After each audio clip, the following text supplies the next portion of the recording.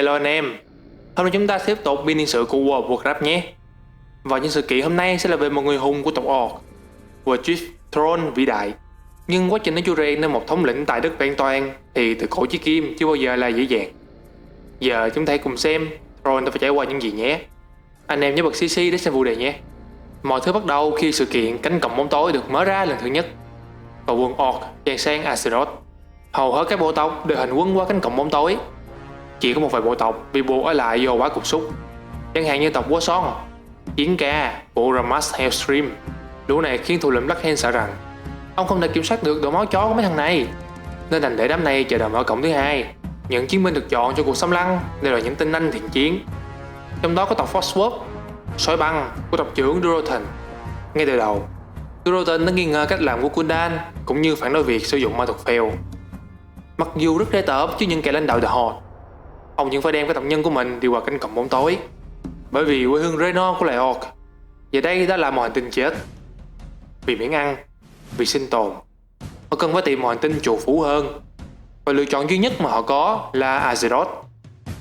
Con cá già Gul'dan cực kỳ ngứa mắt Durotan vì luôn có thái độ chống đối hắn công khai, nên tộc sói băng dĩ nhiên trở thành cái gai trong mắt của tên Warlock. Nhưng đang ở đất khách quê người lại đang sắp tấn công loài người, nên Gul'dan chỉ gặp riêng Durotan và bảo ông rằng bộ tộc của ông không còn là một phần của The Horde nữa. Cho nên tộc Frostwolf phải rời khỏi căn cứ Black Morath ngay lập tức. Nếu họ dám quay trở lại hay liên hệ với bất cứ thành viên nào của The Horde thì Gul'dan sẽ tiêu diệt toàn bộ già trẻ lớn bé của tộc Frostwolf. Bị ép khai trừ dù biết mình không làm gì sai, Durotan không muốn chấp nhận. Nhưng ông lo cho an nguy của bộ tộc. Với lại vợ ông là Raka đang mang thai, ông không muốn vợ hay đứa con còn chưa ra đời của mình gặp nguy hiểm. Vì vậy, Durotan và bộ tộc của mình đành phải tiến về phương Bắc. Họ tránh được gần như tất cả cuộc đụng độ với con người nhờ vào sự trợ giúp của các nguyên tố. Hẳn các anh em vẫn còn nhớ là từ khi sử dụng ma thuật phèo thì tộc Orc đã bị các nguyên tố ruồng bỏ và các Shaman ngày một ít dần. Nhưng may là tộc Frostwolf vẫn còn một vị Shaman là Rek'Thar. Ông đã thỉnh cầu các nguyên tố và được chỉ dẫn đến vùng núi tuyết phương Bắc để định cư.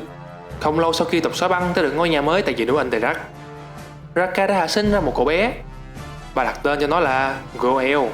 Nhưng niềm vui không trọn vẹn khi làn da của Go'el lại có màu xanh lục. Hóa ra, dù các bộ tộc có từ chỗ u ma quỷ, nhưng cậu bé vẫn bị ảnh hưởng do cha mẹ cậu sống quá gần với các Orc đã bị nhiễm phèo. Thấy đây là một dấu hiệu chẳng lành, Durotan không muốn một thế lực hắc ám nào kiểm soát The Horde. Mặc kệ nguy hiểm, Durotan cùng vợ và đứa con trai nhỏ đi về phía nam để tìm sự trợ giúp từ ông bạn thân Orim Doomhammer. Orim cũng như Durotan luôn nghi ngờ Gul'dan, và những tin tức ông nghe được từ ông bạn thân đã trở thành giọt nước làm tràn ly. Orim đi điều tra và đã biết được về sự tồn tại của Hội đồng bóng tối, một tổ chức bí mật do Gul'dan lập ra chuyên thực hiện những âm mưu xấu xa cho hắn. Sau đó, Orim lệnh cho các vệ binh của mình hộ tống gia đình Durotan trên hành trình về nhà và bảo vệ an toàn cho họ. Nhưng Orim không biết rằng đây sẽ là lần cuối mới được trò chuyện với người bạn chí cốt, vì những vệ binh hộ tống kia là do Gul'dan cài vào nhằm nghe lén cuộc nói chuyện với ông và Durotan. Sau khi đi được vài ngày, lũ vệ binh đã bắt đầu xuống tay với Durotan và Raka. Nhưng hai vợ chồng cũng là những chiến binh kiêu dũng. Họ chống cự quyết liệt và đã giết được một tên, nhưng đối phương quá đông và hung hãn. Cộng với việc trước đó Durotan bị nắm lén, nên cả hai đã không thể qua khỏi. Còn con trai họ là Go'el thì bị bỏ lại trong cái lạnh của phương Bắc.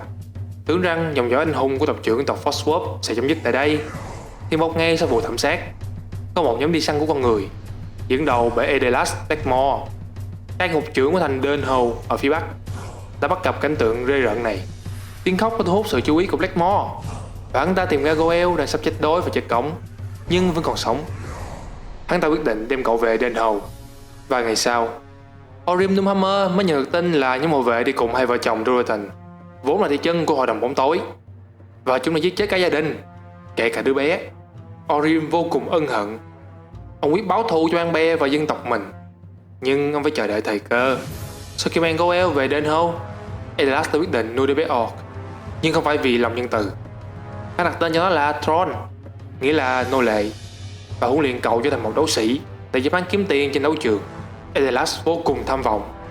Hắn còn dạy Throne về chiến thuật, triết học và cách chỉ huy người khác trong chiến đấu, vì hắn nghĩ khi trưởng thành, con Orc to xác này sẽ kiếm về cho hắn nhiều hơn, thay vì chỉ có vài đồng vàng trong các đấu trường. Hắn nhận thấy những tên Orc bị giam là một đội quân đầy tiềm năng. và hắn định cho Thorn trở thành thủ lĩnh của chúng. Dĩ nhiên vẫn trung thành với chủ nhân duy nhất của nó là Edelas. Không chỉ vậy, hắn ta còn dự định lật đổ The Alliance và thống trị nó một mình, kiểm soát các vương quốc loài người theo ý hắn. Vào thời điểm này thì quân Orc đã bị quân đội liên minh đánh bại. Những ai còn sống thì đa số đã bị bắt làm tù binh, một số ít thì phải chống chui chống nhủi, sống du mục trong các khu rừng. Người bạn duy nhất của Thorn ở Dunhow là một cô gái loài người tên là Taretha Forston, người mà Thorn xem như em gái. Cả hai thường xuyên viết thư cho nhau. Một ngày, Thorn đang tập luyện với các quân lính loài người thì một xe chở tù binh Orc đi ngang. Tên Orc trong xe không biết Thorn đang tập luyện mà nghĩ là anh đang gặp nguy hiểm, nên liền phá đứt dây xích rồi chạy lại phía Thorn và la lớn: "Chạy đi!" Rồi tên Orc vô danh gục xuống trước mặt Thorn. Dù lúc này Thorn vẫn chưa biết tiếng Orc nên không hiểu tên kia nói gì, nhưng anh cảm nhận được lòng dũng cảm hy sinh vì đồng bào của người chiến binh vô danh kia. Hình ảnh của tên Orc ám ảnh Thorn suốt nhiều ngày. Không còn muốn chịu thêm trận đòn nào từ tầm Blackmore, cũng như muốn đi tìm hiểu về nguồn gốc của mình, Thorn quyết định trốn khỏi Dunhow và cầu nhờ Taretha trợ giúp. Taretha đã gây một trận hỏa hoạn trong thành để Thorn trốn ra ngoài. Hai người hội họp ở một cái hang. Khi Thorn muốn rủ Taretha đi cùng mình thì cô từ chối, bởi vì điều này có thể sẽ gây nguy hiểm cho cha mẹ của cô. Họ nói lời tạm biệt và Thorn bắt đầu viết nên những trang huy hoàng của cuộc đời mình. Tìm tới được một trại giam Orc khác, Thorn đã bất cẩn để mấy tên lính phát hiện và bắt được. Trong trại giam, Thorn gặp được Kelga, tên Orc có đôi mắt đỏ, đã kể cho Thorn về những ngày huy hoàng của dân tộc. Kelga chỉ chỗ cho Thorn tìm đến tộc Warsong, hiện đang sống ăn vật trong các khu rừng. Thế là Thorn trốn vào ngục một lần nữa. Anh đi theo hướng dẫn và đụng độ với các chiến binh tộc Warsong.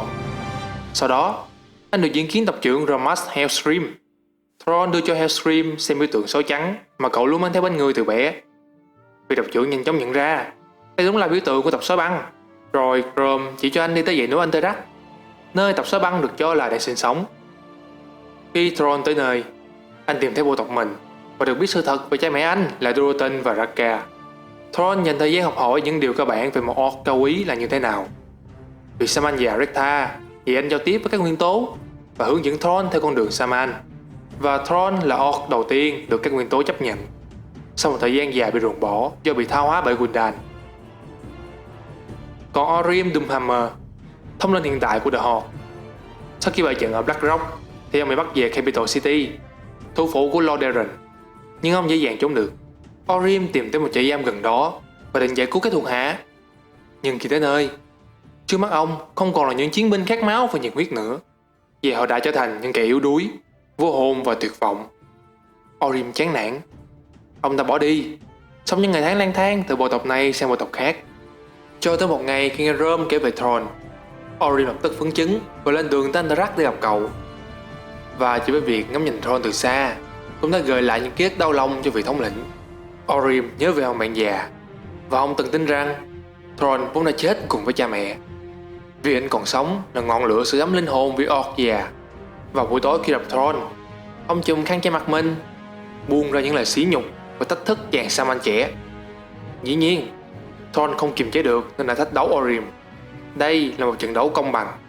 Và khi Thorn đánh ngã được Orim thì ông mới cởi khăn ra và để lộ ra cây búa chiến chứa danh. Ông nói rằng mình chính là thống lĩnh của The Horde, khiến Thorn vô cùng ngạc nhiên.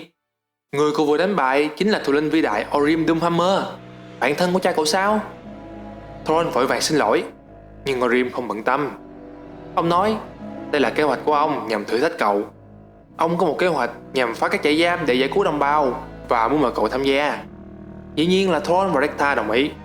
Có thể anh không được nuôi dạy để trở thành một Orc, nhưng tuổi thơ gắn liền với những đòn roi và bạo hành đã cho anh biết chính xác những gì The Horde cần. Đó là tự do và danh dự mà họ đã đánh mất.